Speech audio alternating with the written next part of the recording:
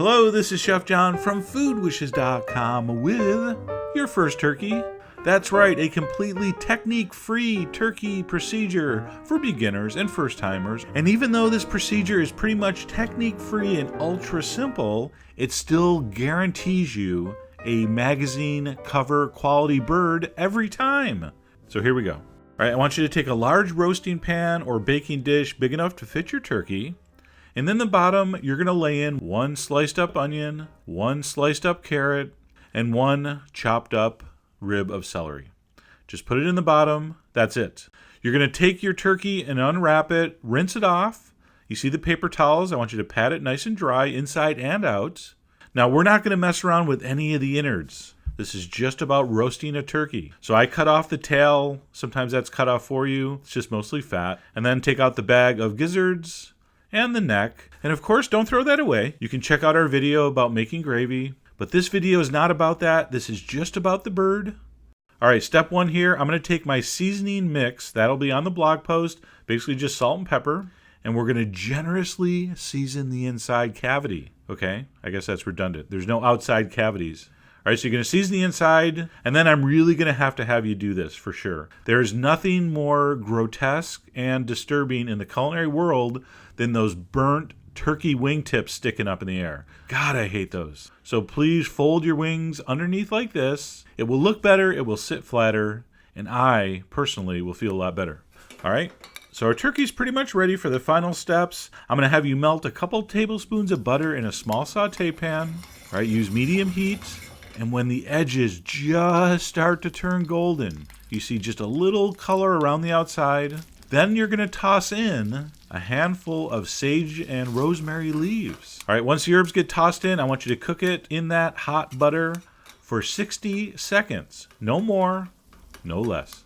So we're basically just making a quick and easy herb butter. All right, turn off the heat, and then with tongs, I want you just to fish out the herbs themselves. All right, they're whole, so they're easy to grab. And you're just going to stick that inside the cavity. And while the turkey roasts, that will kind of scent things from the inside out. All right, we're going to tie the legs together. Just take some butcher's string, or you can always use dental floss. True story. All right, but just tie the legs together just like that. Nothing fancy. All right, I'm on to my next step, which is my favorite because I get to paint a turkey with butter. All right, come on. What part of that doesn't sound fun?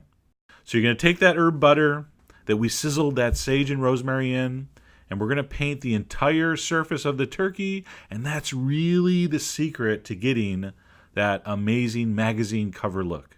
All right, after that's covered, we're going to take our seasoning mix, our salt pepper mix, and we're going to season the outside very generously. All right, so pretty much any exposed surface should have some salt and pepper on it. All right, don't be afraid to turn it to get the sides and those little crevices. And once it's seasoned, your work is done. Pop it in a 325-degree oven and don't do anything to it. No basting, no foil, no pricking, no nothing. Just let it cook. A rule of thumb, about 15 minutes per pound approximately, but you can't go by that. Use a thermometer. I think mine is done when the middle of the thigh registers about 170 to 175 degrees, and that's it.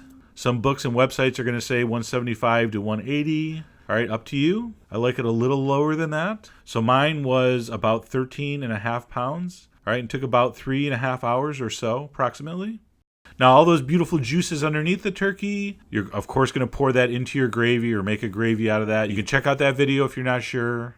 Now, you want to let that rest 15, 20 minutes at least. So that's perfect. You can bring all the rest of the stuff to the table, reheat your side dishes, and so forth. And then, listen to this.